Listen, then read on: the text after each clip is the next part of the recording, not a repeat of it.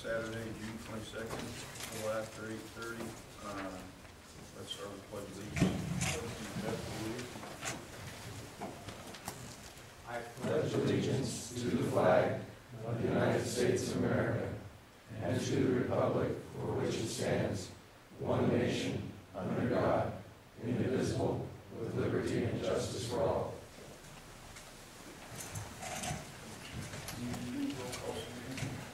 Chairman Robb. Here. Vice Chairman Hill. Here. Commissioner Lane. Here. Commissioner Macbeth. Here. Commissioner McNinch. Here. Commissioner Morey. Here. Commissioner Rain. Here. Commissioner Wallace. Here. And Commissioner Young. Here. Any vice boards? John Reed, Washington. Rex Flowers, Washington. Glenn Bunch, Monroe. Craig Burnside, Douglas. Brad Johnston, Lyon. Giliana, Carson. Joe Cream, Persian. Paul Dixon, Clark. Tom Barnes, Elko. Shane Bourne, White Pine. Ray Sawyer, White Pine. Walton, Douglas. Okay, thank you. Approval of agenda. We do have one change to today's agenda. That is, we are going to take yesterday's agenda item 10, and as we discussed yesterday, put it between agenda item 15 and 16. Is there anything else we need to discuss on the agenda? Okay, it is an action item. Is there any public comment on the agenda? Seeing none, bring it back to the motion. Move to approve the agenda with the change from yesterday. We have a motion second. Any further discussion? Seeing none, call for vote. All in favor signify by saying aye. Aye. All opposed? Motion passed unanimously. Member announcements, correspondence. Commissioner, anything you want to bring up? Commissioner Ray. As usual, I try to bring a few things to the table. Couple things. I'd like to bring up, one is I got some correspondence, I believe the commission did. I have not yet had a chance to review it, but it is in reference to the bear issue from Catherine Bricker. I'd like to acknowledge that we got that.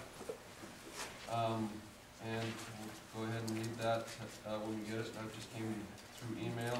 I've also gotten several other emails here over time related to a couple of these issues, and I'd just like to acknowledge that I've had a chance to read over that, and hopefully the rest of the commission has as well.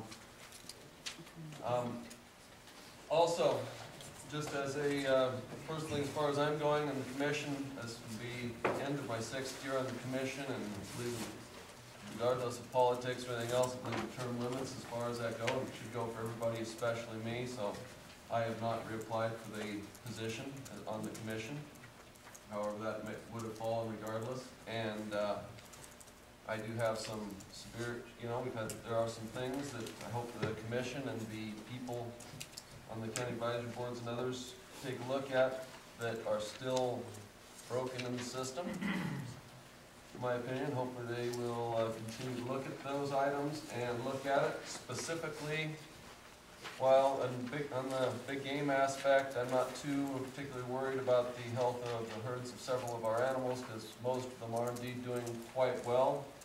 However, the mule deer situation is fairly dire in many units, and I don't believe that it is being taken as seriously as it should be.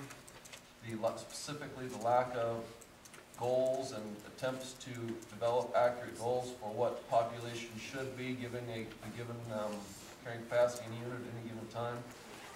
That is very worrisome, and that will be a burden for the commission and department to carry throughout the years, because when they have goals, you have generations. I'm worried a little bit in some of the wrong direction of a couple policies, and I just hopefully will take the bent of, you notice over the past half dozen years there's been several very, what I would consider customer-friendly, hunter-friendly regulations have occurred. And hopefully we continue along that bent and not have any regulations that are passed that are not customer or hunter-friendly. And I'm talking specifically about the 48-hour notice. That was one of the best things. 48 hours after the draw happens, people are noticed. Is there anybody that hasn't had positive feedback on that? I can't envision that anybody has not had positive feedback on that. The return of a tag for no reason, that, you know, that had been talked about for many, many, many years. It took a few months to implement. The extending the periods after the season to go ahead, after the draw process, to go ahead and be able to still apply for bonus points, customer friendly, things like that is the direction, if the commission goes in any direction in the future, things like that are the way they should do it, because they are customer friendly. They do not impose more regulation, it simply makes it easier on those that are being regulated. One thing that I do see that hopefully, over time, and we talked about yesterday a little bit, which is the general direction that wood duck study. Now, the first couple of years, that thing was wrong. Over time, their goals have changed. It was the goals, as they were stated, were not the way they were in the last 2 years, 3 years. I think 3 years ago, roughly, changed the goals of it, as far as it was presented to the commission. And that, with the goal being to try to simplify waterfowl regulation.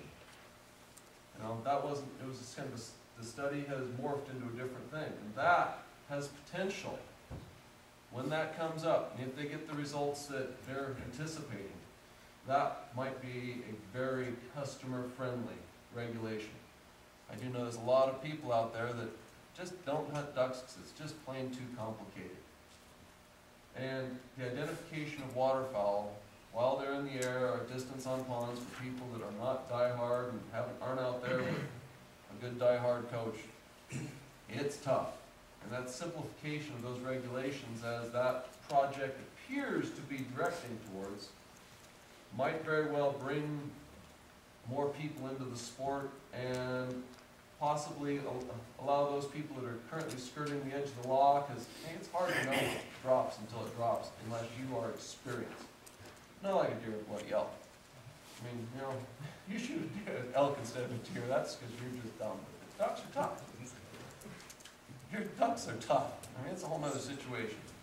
And especially for relatively inexperienced people. So hopefully that will bring some fruition. And some of these other regulations that I'm hoping the Tag Allocation Committee is talking about, don't make it too complicated. Yeah, you've probably heard that every meeting when it comes to regulation. Don't overcomplicate it. And, you know, we don't agree on something, hopefully you'll bring that, and county advisory boards will remember that very well. Don't overcomplicate things. Lots of times, see, I'll vote against most things, and that's because I don't want them to see too complicated. If they're too complicated, it's a real problem. Also, and it kind of skirts on the predation management, wildlife damage management, but we have had, and hopefully things are changing in that aspect throughout the department, and I think we are through the new leadership of the department. But we really need to work on how the department and the commission receiving department information, how the commission looks at that information. When we look at the areas that have had the best success in growing population levels, strictly population levels, the areas that have had the best success in the last some years are the ones 014, Project 18, Predation Management, or Wildlife Damage Management, excuse me. Project 2014, and then later on became Project 22, which was in Area 231. Those are by far our largest percentage growth of any units over 10-year periods from when they started until this year.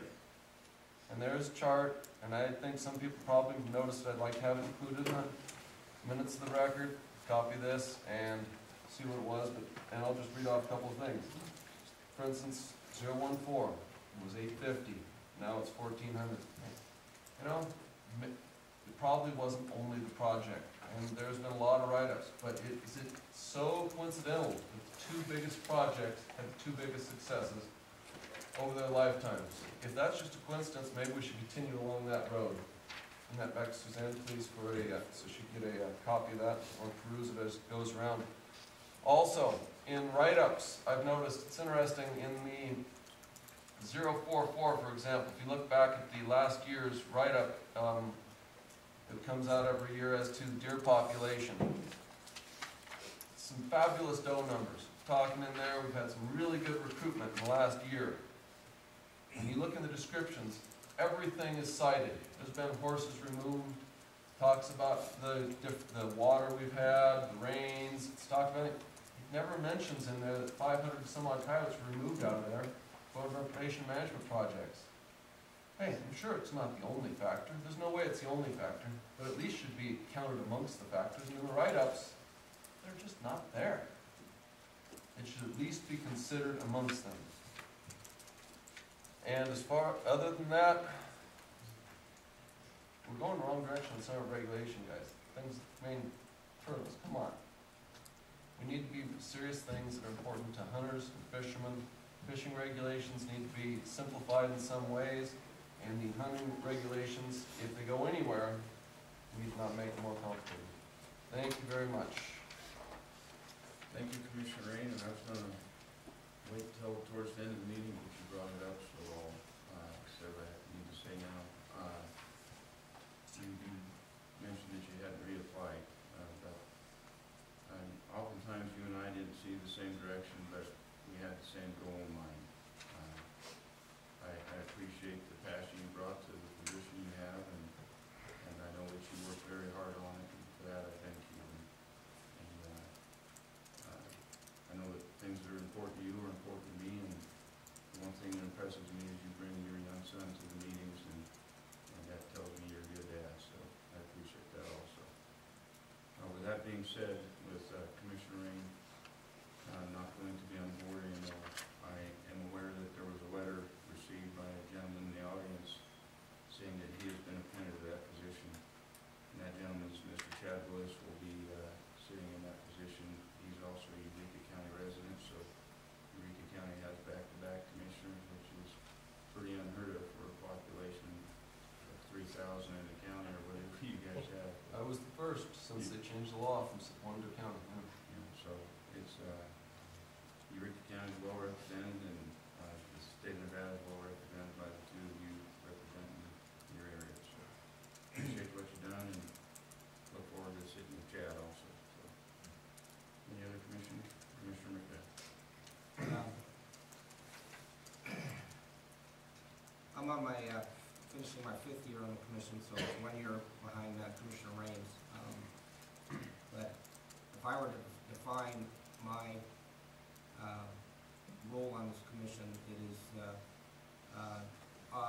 obviously centered around predation management. I was appointed to the commission at a time when I was obviously in the minority, myself along with a couple of the other commissioners who are sitting here today, and we had some differences of opinion with respect to a lot of issues, but particularly, predation management, and it's interesting that I ended up as the chairman of the predation management committee, and that we are now moving forward on policy 25, and for all of the battles and all of the differences of opinion that we had, Scott, I have to, in the end, conclude that we're going to end up in a better place. And while I am still skeptical in many respects about just how valuable predation management is, I think what we're going to be putting in place is a process that is going to get the department and everybody else focused on these projects and from the beginning, planning, monitoring, and evaluation. And we're going to be, looking at the data very closely as we move forward on these projects. And I think, my hope is obviously that we do confirm and come up with a prescription for good, predation management projects, and also identify those that don't necessarily, produce anything. And so, even though we had, know, a lot of differences. I do have to admit that, you know, I think the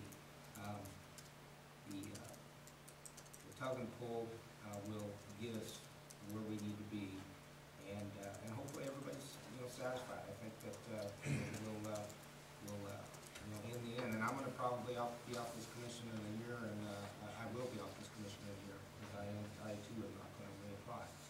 And so I hope that, you know, what we put in place will go forward and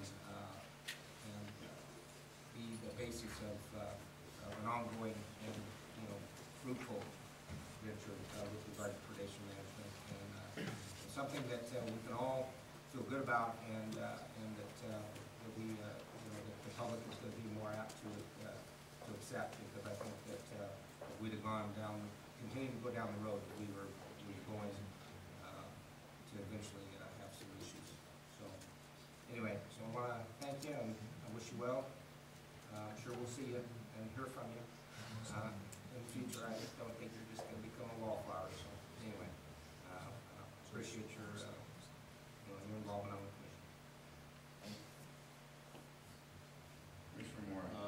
I'd have to echo some of the same thoughts. I know that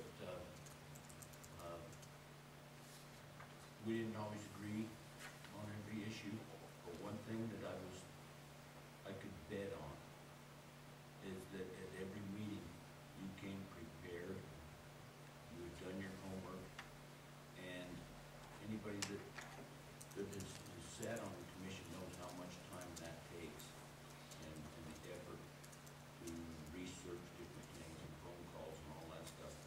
And I think that I could say from what I've seen with you serving on this commission, you have done all that to the maximum of your ability, and I appreciate that. Thank you. Thank you. Commissioner Wallace. Thank you, Mr. Chairman. I too, Pete actually said quite a bit of what I was going to say, and now I want to thank you for coming prepared to the meeting, because I know there's been times when I've come right out of the field room to this meeting and been completely unprepared, but I've never seen the day that you weren't, and how passionate you were about wildlife and working with the state of Nevada on wildlife. It's greatly appreciated, and I know we've had our differences at times too, but that's the whole point of a 9-member commission, I believe. Had a lot of agreement. So, Sat on a lot of the same committees and had a lot of agreement. absolutely. So I want to thank you for your time. And well said. Commissioner Drew. I would just echo that. I mean, this is not the easiest job, and oftentimes contentious, and there's obviously no lack of preparation or passion. I think everyone on this commission appreciates that. So. All right, any other member items? Seeing none, we'll close that agenda item and move on to county advisory boards. Do any county advisory boards have anything they want to bring forward at this time? It's Saturday, everybody wants to get home, I appreciate that. Moving on to agenda item number 10. From yesterday, White Pine County Elk Descent and Damage Arbitration Panel. James, come on up.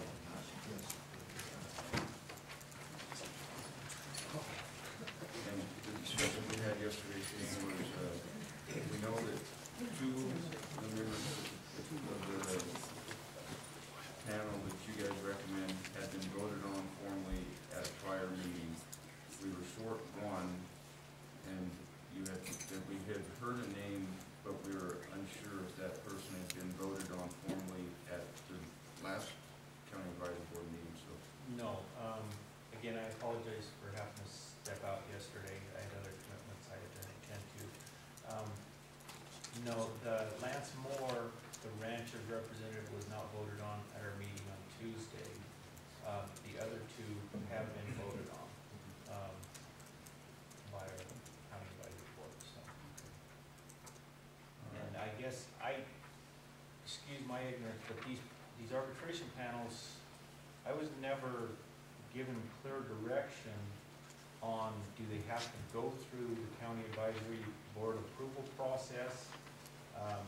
How are they supposed to work?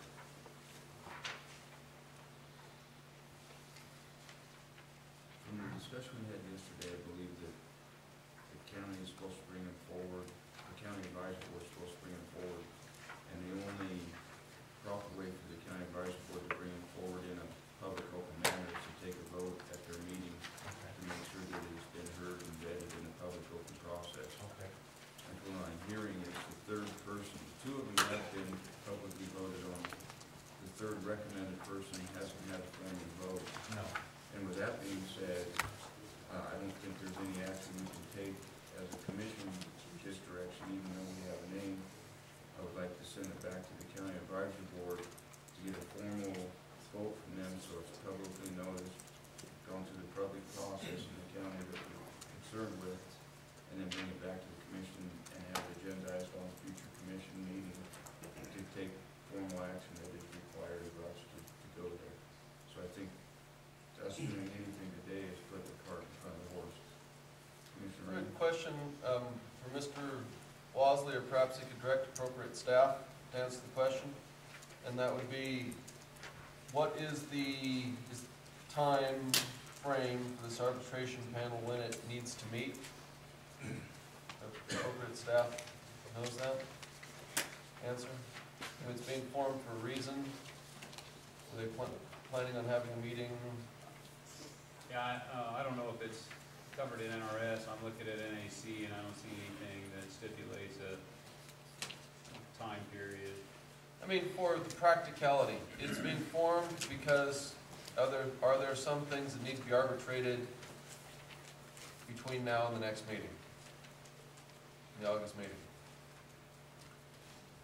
Does any staff, your appropriate staff, know that there is something that this group would have to meet between now and August?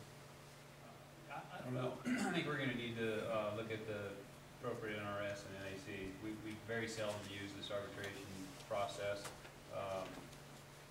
We'll learn what we need to do between now and August and do it. We might even learn before we leave this meeting. Scott, to answer your question, yes, there is a panel in process right now. So the panel needs to hear that. I'm not sure there's a time frame, but we have made a partial payment to the person that's appealing their claim. Under statute or regulation, they're entitled to 75% of their claim prior to that arbitration taking place. So we've already made that payment.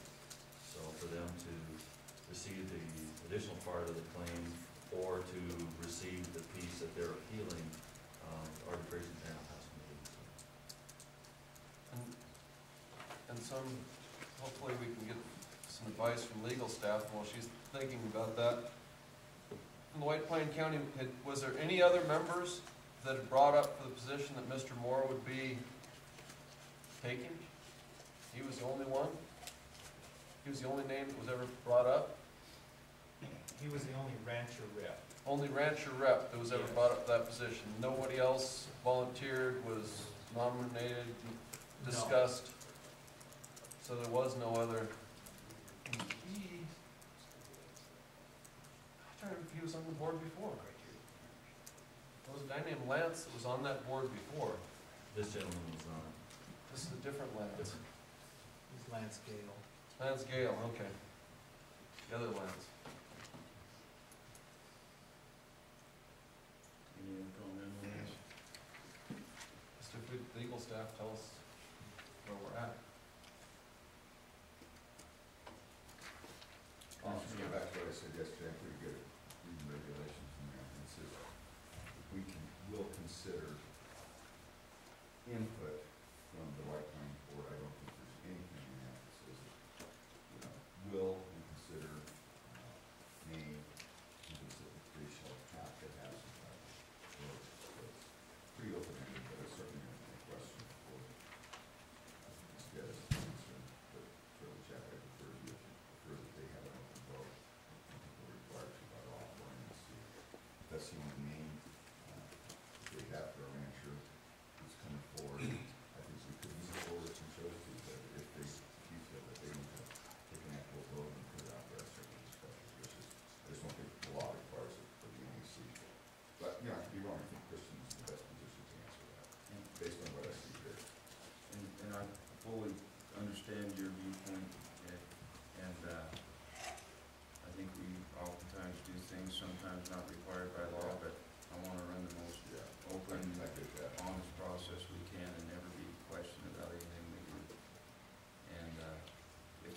arbitration that needs to go forward. I'm comfortable in taking action today. If we need to do something, let's get it done today.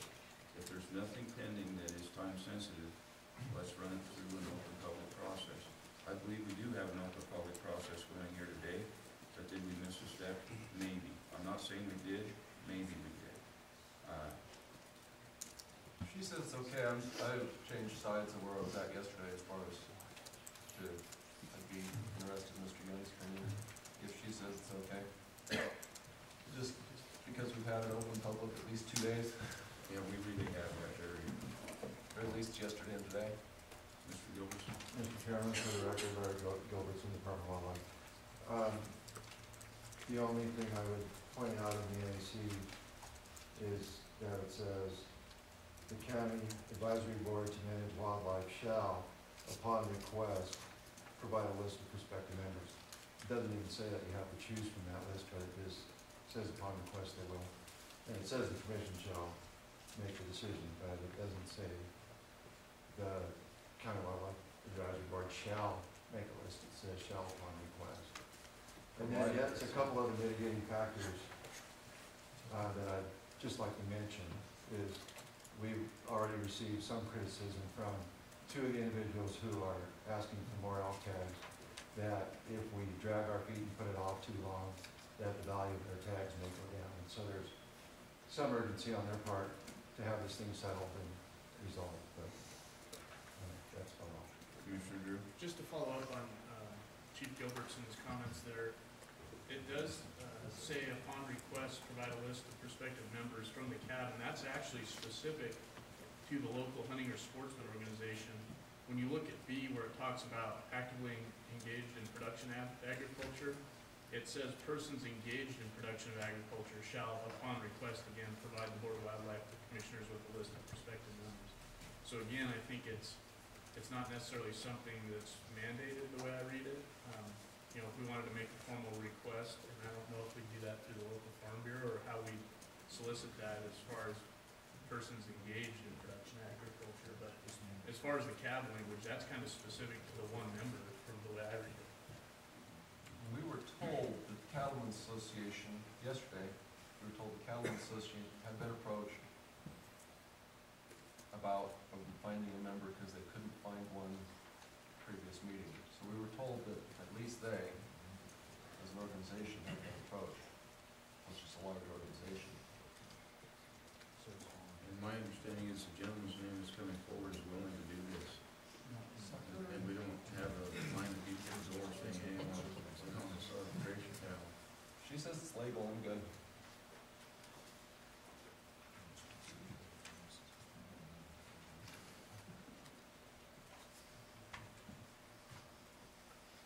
You want to take 5 minutes, Kristen? Yeah, that was a great. Let's take a 5-minute break. Move on to the next item. Yeah, let's roll through. We need a motion to change the agenda stuff. Motion to table this item to stick it after, later on today's agenda, to call the chair. On today's agenda. The motion second, any further discussion? Any public comment on what we're doing here? Seeing none, we'll bring it back to the vote. All in favor, signify by saying aye. Aye. All opposed? Okay. Let's move on to agenda item number 16, Commission Regulation CR 12-06, Amendment 2, seasonal ag limits and special regulations for sage grouse, bluegrass, dusky, and Sioux wild turkey, 2013-2014. Members of the commission, good morning. Sean Espinosa for the record, Upland Game Staff Specialist. Few species here that we're making changes to. It would probably be best to go through this species by species. I think it's easier that way to make a motion on. But we'll start out with sage grouse seasons. The changes that we have recommended for sage grouse seasons include additional unit closures in Elko County to include Unit 078 and Unit 105, and then to remove Washoe County from the September 25th through October 9th season structure, and rather include that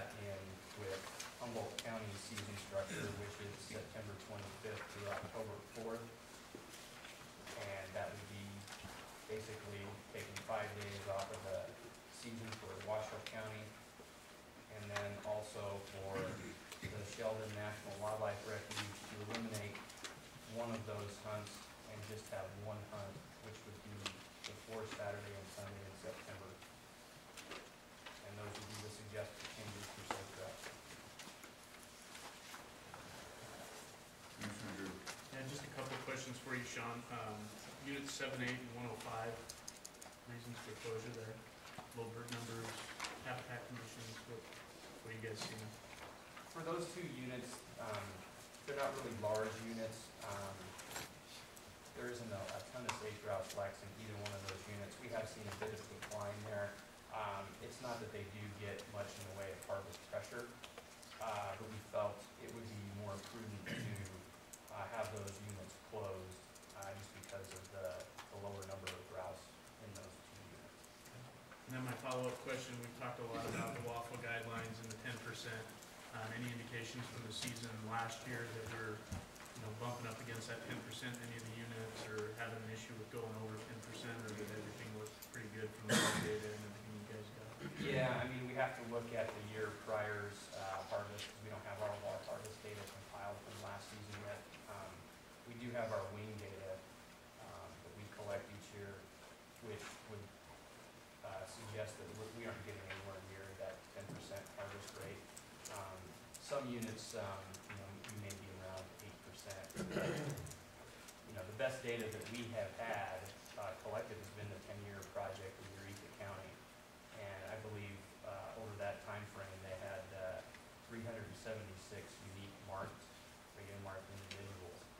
And they documented, I think it was 87 mortalities during that actually it was during a portion of that project. I think they documented something like, of those 87, 77 were due to predation, whether it was mammalian or avian. And there was 2 females that were shot and 2 males that were shot. So the effective harvest in a situation like that is very minimal. So in other words, no red flags. Yep. Any other commission questions?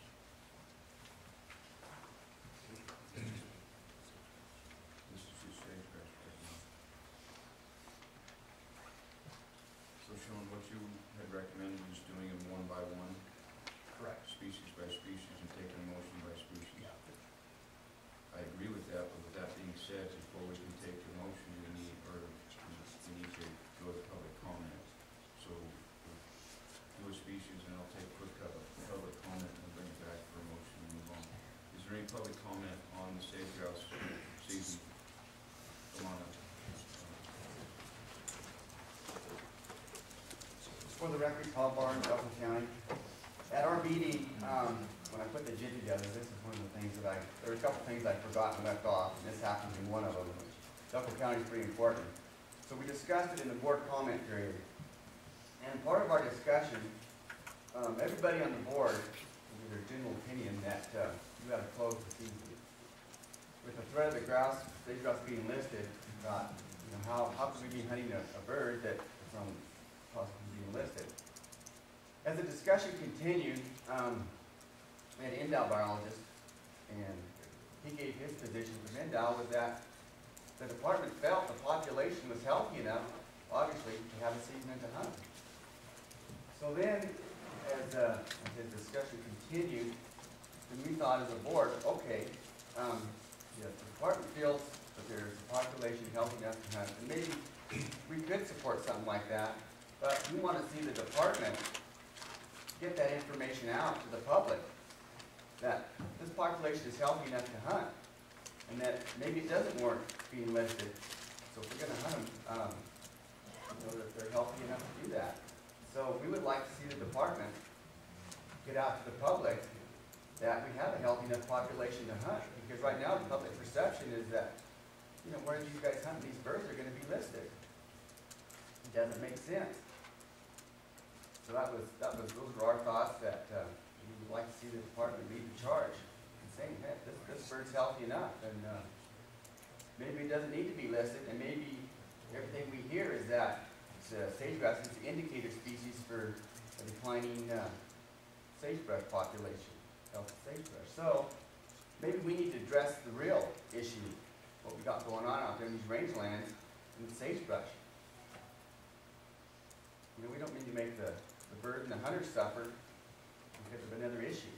Sure, it's an indicator that we got problems out there, but let's address the real issue, and let's work on some sagebrush habitat out there.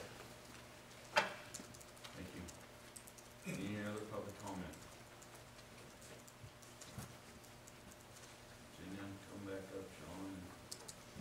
Is there any more discussion on public comment that we just heard, or Commissioner Fett?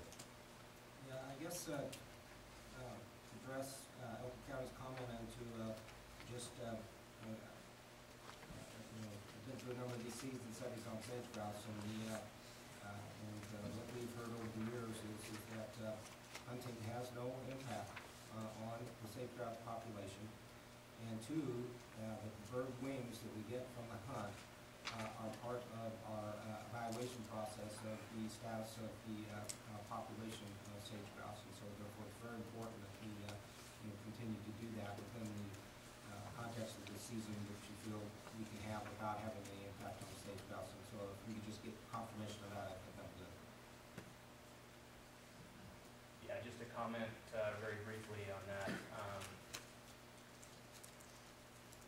In discussions with Fish and Wildlife Service in the past, just as a microcosm, the bi-state population, they've asked us several times, when would you feel comfortable hunting this population again?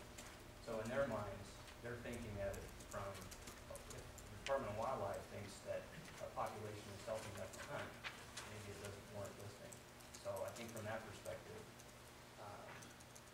Tommy's right in that respect. The other thing too is, in a meeting we had earlier this week, I was in a meeting with Mike Schroeder from the state of Washington. He's the state rock biologist up there. I asked him how things were going with research and some conservation projects that he has going on. He said he's struggling to find funding. And I said, well, really, why is that? And he said, the reason we're struggling to find funding is this bird's no longer hunted in the state of Washington. They have very little money for research. They have virtually no money for conservation projects. It comes through separate avenues, whether it's CRP or what have you. So that's another thing to consider in the grand scheme of this as well. Commissioner Drew. Yeah, and just to address Commissioner McBeth's comment, I think it's a little bit of an oversimplification or overstatement to say that hunting doesn't impact sage grouse populations as an umbrella statement, but being within the lawful guidelines and kind of the best available science, I'm very comfortable, and that's why I asked Sean earlier about the 10%, because really, the experts across the West, including our staff, have kind of indicated that that's a threshold where you go from compensatory to additive, and so that's why I had asked that question, and if there are any red flags. So given that, I'm comfortable with it. I mean, the data that comes off those wings, in my opinion, is invaluable. So I'm comfortable with it. I understand where Elko County is coming from, but you look in the grand scheme of things with Fish and Wildlife being very close partners in this, and the monitoring and the efforts, and how low hunting lists on the ranking, the threat criteria because of the regulations that are in place, and the monitoring that are going on, and the fact that U.S. Fish and Wildlife allows hunting on the Sheldon Refuge, which they manage. I think those are all indicators that what we're doing is in line with the best available science. So I'm comfortable with the recommendations that are before us. Commissioner Rain. Briefly, when anecdotal information matches personal observations, match the wing data, and match the information coming out of the studies, it all matches. Anecdotal information, you might say, coming from the advisory boards, from hunters, people, bird population is there. There is no disconnect. On some species we've had, hey, people aren't seeing the animals, studies say they're there. That's not the case in this situation.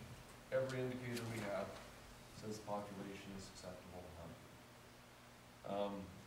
And therefore there should be no issue in this. I do believe the idea of the publicity, while the board does not necessarily have any power over that it is a very good idea. And hopefully that Mr. Wasley will take that into account and work on advertising that a little bit. The department does indeed believe that it is a very huntable population, and it can't hurt. It can't hurt. I think the population mind, we should go ahead and approve this as presented by the department. Any further discussion?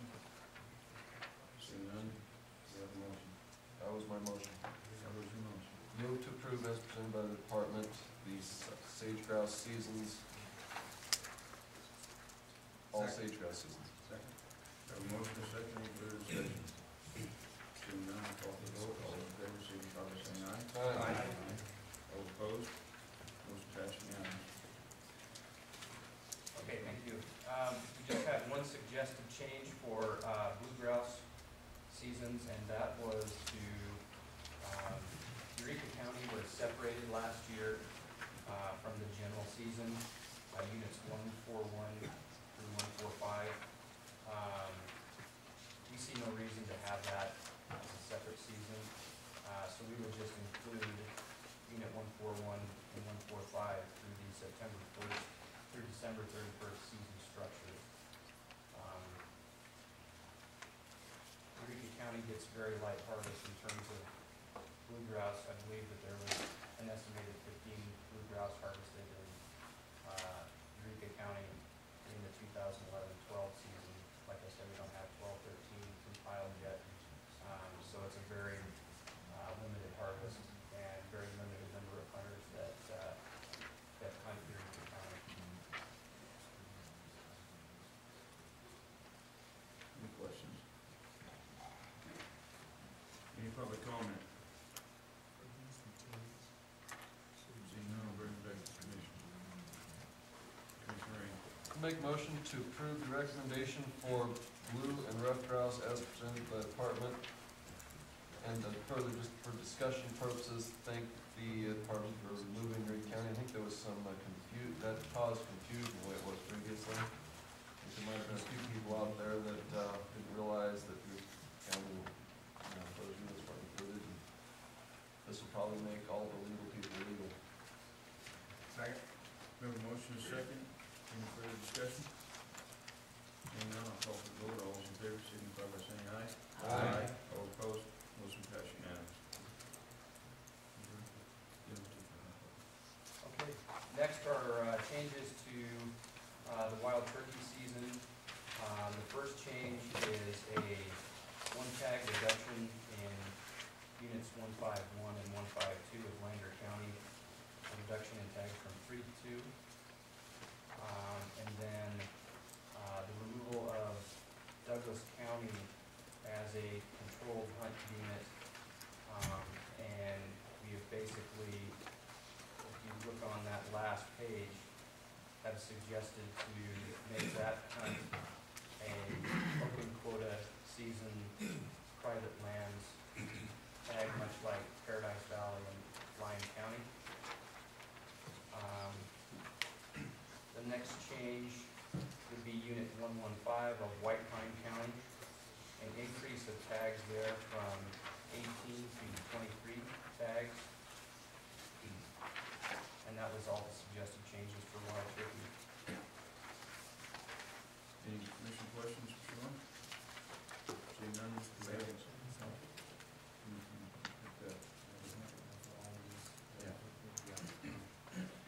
I know that Clark County Cab is probably going to come forward, and I believe I have the requested changes that we'd like to see for the Wappa Valley portion of units 243, 244, 268, 271, 272 in Clark County. I do want to state that I had the opportunity to hunt Wappa Valley turkey season this spring, and I've never been a turkey hunter before, but I am now. Had a great time, and there are quite a few birds in Wappa Valley. Obviously we're not experts in taking surveys or any of the biological aspects, but we did kind of know that there were quite a few more palms than there were hens. And we also noted quite a few raccoon tracks in mud in a lot of areas where there's water, and so there's some speculation there might be some issues there. But in the end, I think we need to reserve that for something maybe the department can look into. with that said, there are a large number of columns in the area, and I think we could easily support some increased quotas. And so the recommendation that came out of the Clark County CAB was, and maybe I'll start with the season dates first, because there was a recommendation on the season dates. What they recommended was to move all three of these seasons up 1 week. What has happened the last 2 years is on that third season, the temperatures have been in the 100-degree range. As the day gets going, and it makes it pretty difficult for hunting. And so what they recommended was moving the seasons up 1 week, and so that would be, well, they have dates, so I don't know how we want to do this, but it was March 22nd to March 30th. Second season would be April 5th to April 13th, and third season would be April 19th to April 27th. So do you see any problem with that? Commissioner McBeth, I did correspond with Pat Cummings, the area biologist down there, and he didn't have any problems with those suggestions. He was supportive of those changes. Okay. With regard to the seasons, I mean the quotas, it would be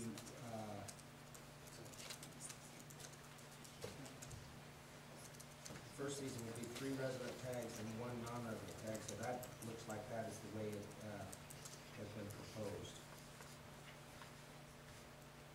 And so what they're recommending is 5 resident tags for the second season and 5 for the third season, so that'd be adding 1 for each, 1 tag for each season.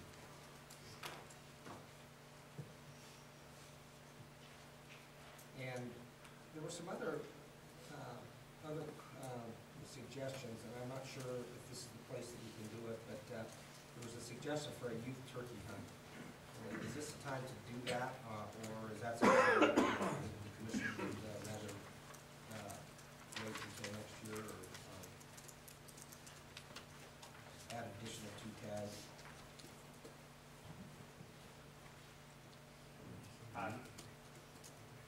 Do we have a youth turkey hunt on any of the? We do have a youth turkey hunt, yes. What areas is it? 151 and 152, I believe, there is 1 tag available for youth hunters there. Mason Valley Wildlife Management Area, we gave away, I think it's 1 tag in each one of those seasons, but I'd have to go back. There may be a special season. I'd have to check the regulations on that, but we do have a youth season or a youth tag or 2 available in Mason Valley. Why isn't that here? Because this is an amendment, you won't see it here. It's only changes to existing seasons that show up for an amendment. So you feel we could do that then? We could add, the suggestion is to add 2 tags, 2 youth turkey tags that are good for all 3 seasons. And if there are youth turkey tags up in the north, I would say that probably wouldn't be a bad idea to have tags down in the south as well. Now, one of the problems in Rockland Valley is that, I don't know if it's a problem, but one of the issues that we have is that a lot of the turkeys are concentrated on private lands. And I'm not exactly sure how it works up in like, is it Paradise Valley? But I know that they hand out applications to the landowners. Is that what they do? I know of at least one landowner that his property is just overrun with turkeys, and he got access to it and hunted it.